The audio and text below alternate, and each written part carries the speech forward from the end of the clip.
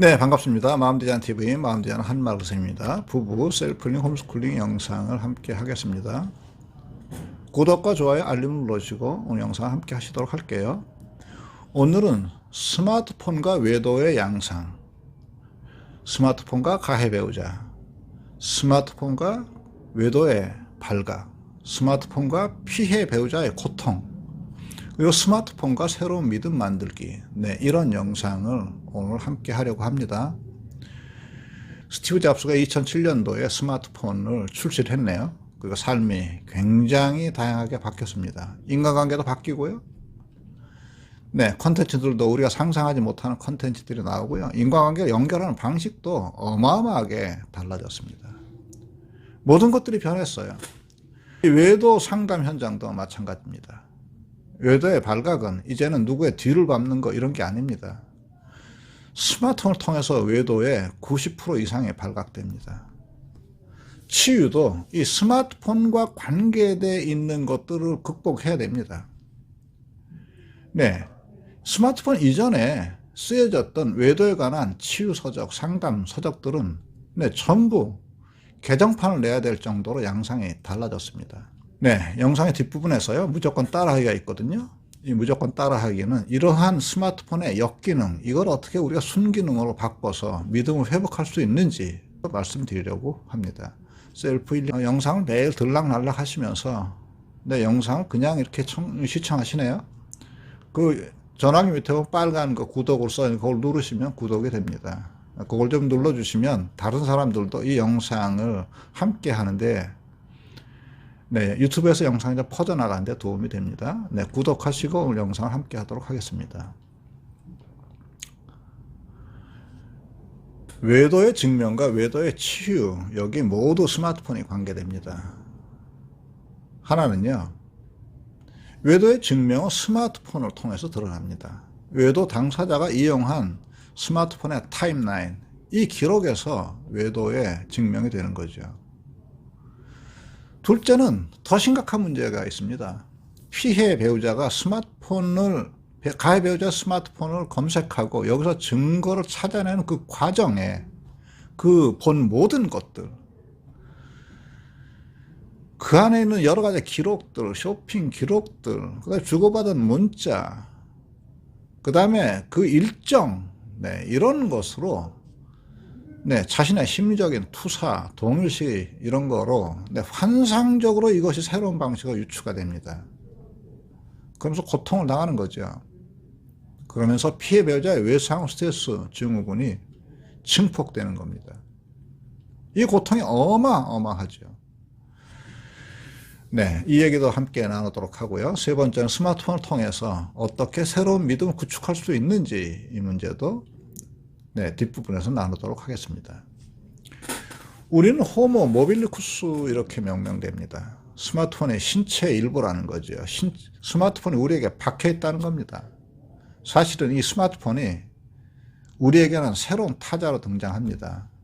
나하고 누군가 함께 있거든요. 아내든 가족과 함께 있는데 옆에 스마트폰이 있는 거예요. 이 스마트폰 우리를 계속 자극합니다. 스마트폰이 또 다른 타자로 있는 겁니다. 우린 둘이 있지만 스마트폰에 주목하고 있을 때는 넷이 있게 되는 거죠. 이렇게 어디서든지 스마트폰이 우리와 함께 한다. 우리는 스마트폰과 함께하는 인간이다. 라는 뜻에서 호모 모빌리쿠스다 합니다. 저도 그런 듯 합니다. 호모 모빌리쿠스가 된 우리는요, 스마트폰의 터치 한 번으로 누군가 즉시 접촉이 가능합니다. 관심이 있거나 재미있는 것에 즉시 접할 수가 있고요. 게임이든 동영상이든 언제든지 검색해서 접촉할 수 있습니다. 심지어는 일탈된 사귐 이런 것도 가능해진 겁니다. 그리고 비용도 거의 들지 않습니다. 이런 현상은 자신과 타자를 분리하는 개인화, 말하자면 개인의 이중적인 삶을 가속시킵니다. 스마트폰에 빠져서 배우자, 자녀, 주변 인물들을 단절하는 현상. 이거 퓨빙이라 합니다. 미국의 베일러 대학의 연구팀의 조사에 따르면요, 이 퓨빙 현상 때문에 70% 이상이 가족관계 어려움을 겪는다 이렇게 이야기하고 있는 거죠. 갈수록 이 현상이 심해집니다. 네, 우리가 누군가와 함께 하지만 스마트폰을 끼고 있으면 우리가 넷이 함께 하는 것처럼 나하고 함께 하지 않고 자신의 스마트폰과 함께 할 때 네, 우리의 외로움, 관계 단절 이런 게 심화되는 거죠. 스마트폰이 우리에게 몰입감을 주죠. 스마트폰이 부부관계를 해친 중요한 원인이 되는 게 바로 이 자기중심적 몰입감 때문에 오는 겁니다. 자기 몰입, 카톡, 인스타, 유튜브, 시청 뭐 이런 것들이죠. 이런 자기중심적 몰입은 배우자나 자녀에게 거리를 갖게 하고 자신의 재미에게만 집착합니다. 부모, 자녀 간, 부부 간의 의사소통과 친밀감이 떨어지는 원인이 되는 거죠. 네, 스마트폰이 인간 세계에 파고 들어온 대표적인 역기능입니다. 네, 그럼 이제 본격적으로 스마트폰과 외도의 관계를 말씀드리도록 해보겠습니다. 우리 손안에 들려있는 스마트폰은 전혀 그렇지 않을 것 같았던 이 사람이 외도 이런 걸 일으켜? 전혀 그럴 사람이 아닌데 이런 사람에게도 외도를 가능하게 합니다. 외도의 새로운 양태가 생겨난 거예요. 가해 배우자에게 스마트폰은 무제한의 공간입니다. 배우자와 함께 있는 공간에서도요, 스마트폰으로 이중의 삶이 가능해진 겁니다. 이렇게 되는 거예요. 배우자가 수술 중에도 외도의 상대방과 속삭이는 이런 밀회가 가능해지는 거예요. 외도 당사자에게 스마트폰은 이성에게 다가가는 너무 쉬운 접근 방식을 제공하는 거죠. 카톡으로, 밴드로, 동창회로, 골프 모임으로, 학술 모임으로, 사회적인 네트워크 이런 모든 곳에 스마트 공간이 생기고 여기서 이성적인 관심이 시작됩니다.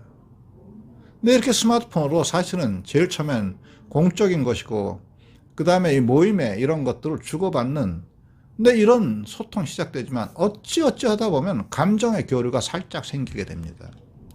특별한 감정을 스마트폰 통해서 느끼게 되고 서서히 외도로 발전하는 거죠. 문제가 생긴 겁니다. 특히 카톡은요, 스마트폰에서 배우자에게 은폐된 이중적 삶을 살아가기에 아주 최적화된 앱이죠. 종전에 이런 앱이 있기 전에는 문자나 전화로 정보나 소식을 주고받았다면 카톡은 수다가 가능하게 해줬거든요. 수다가 가능해지니까 관계에 대한 묘한 감정이 수다 속에서 일어나는 겁니다. 카톡을 통해서 주고받는 소통의 묘한 뉘앙스로 상대가 이 불륜에 동의할 것인지를 은밀하게 따지거나 은밀하게 그에게 나의 마음을 은밀한 나의 불륜의 마음을 전달하는 겁니다. 근데 이렇듯 모든 부부의 문제가 된 외도의 거의 90% 이상은 카톡의 이중적인 삶과 관계가 되어 있습니다. 그 외에도 텔레그램이나 이런 이성과의 부적절한 만남을 조장하는 무수한 앱들이 깔려 있습니다. 그리고 거의 비용이 들지 않아요. 성매매 혹은 그와 유사한 행위를 부추기는 앱과 사이버 공간에 무방비로 노출됩니다. 죄책감이 없는 비도덕적인 익명의 이중적인 삶을 아무 거리낌 없이 살아가면서 자기와 배우자 모두를 속이는 일탈이 가능해지는 거죠. 드디어 스마트폰에서의 일탈이 오프라인의 일탈로 바뀌는 겁니다. 외도 문제를 풀어보려는 거의 모든 분들은 카톡에서 외도의 단서를 발견하셨을 거예요. 카톡에 문자, 사진, 동영상, 이동의 타임라인, 전화의 음성기록, 그 횟수 이런 걸 통해서 외도를 증명하셨을 겁니다. 두 번째는 피해 배우자 스마트폰의 관계입니다. 외도 사실을 알게 된 피해 배우자는 가해 배우자의 스마트폰에 집착하게 됩니다. 스마트폰은 외도 당사자의 이중적인 삶의 타임라인을 전부 다 기록하고 있거든요. 그래서 피해 배우자가 마음만 먹으면 가해 배우자의 동선을 모조리 추적할 수가 있습니다. 비단 최근의 것만이 아니라 1년, 2년, 3년 전의 기록까지 모조리 추적할 수가 있어요. 어떤 분은 그 스마트폰을 추적하는 앱을 깔기도 하고요. 심한 경우 포렌식을 하기도 합니다. 그리고 그 안에 숨어있던 모든 기록들을 가해자의 이중적인 삶의 형태가 어땠는지를 전부 찾아내서 새롭게 구성합니다. 이 과정에서요, 엄청난 일이 발생합니다. 제일 처음에는 이거를 증명하려고 스마트폰을 열었는데 이 스마트폰이 판도라의 상자 노릇을 하는 거예요. 그래서 절대 봐서는 안 돼. 부부가 함께 살아간다면 봐서는 안 될 그 판도라의 내용물을 보게 되는 거죠. 그래서 이게 외도 회복을 훨씬 어렵게 하는 현상입니다. 그래서 그 과거의 이론들이 통하지 않는다는 거예요. 이 스마트폰에서 본 이 트라우마를 과거 이론으로 건너갈 수가 없기 때문이죠. 사진, 외도스러운 문자 내용, 나하고 나누지 않았던 정서, 감정을 상간남, 성간녀와 나누는 것, 그들의 동선, 지출 내역 이런 걸 알게 되는 거라고요. 내가 그렇게 힘들고 어려웠던 시절에 그는 이런 이중적인 삶을 살고 있었다는 것을 알게 된다는 겁니다. 그 판도라의 상자의 열림을 통해서 피해 배우자는 가해 배우자의 스마트폰이 자신에게 줄 충격은 짐작도 못하는 채 이미 돌아오지 못할 강을 건너가 버린 겁니다. 스마트폰을 통해서 알게 된 배신의 흔적은 피해 배우자에게는 극복할 수 없는 트라우마이고, 극복할 수 없는 트라우마 상태로 이미 피해 배우자를 빠뜨려 버리는 거죠. 이제 이 피해 배우자의 스마트폰에서 본 그 판도라의 이미지들은 영화 필름처럼 피해 배우자에게 박혀버리게 되는 겁니다. 스마트폰의 저장 장치에서 내 뇌의 저장 장치로 옮겨지는 겁니다. 회복하기 어려운 충격이죠. 오늘의 무조건 따라하기입니다.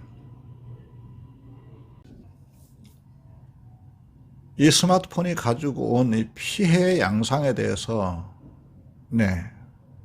정직하게 바로 대하고, 그리고 부부의 삶이 이어지는 것이 너무너무 소중해서 내가 감당해야 되는 그 무엇이 있다면 이것을 흔쾌히 내놓을 수 있는 이런 의지가 있는 사람한테만 제가 지금부터 말씀드린 이 방법이 유효합니다.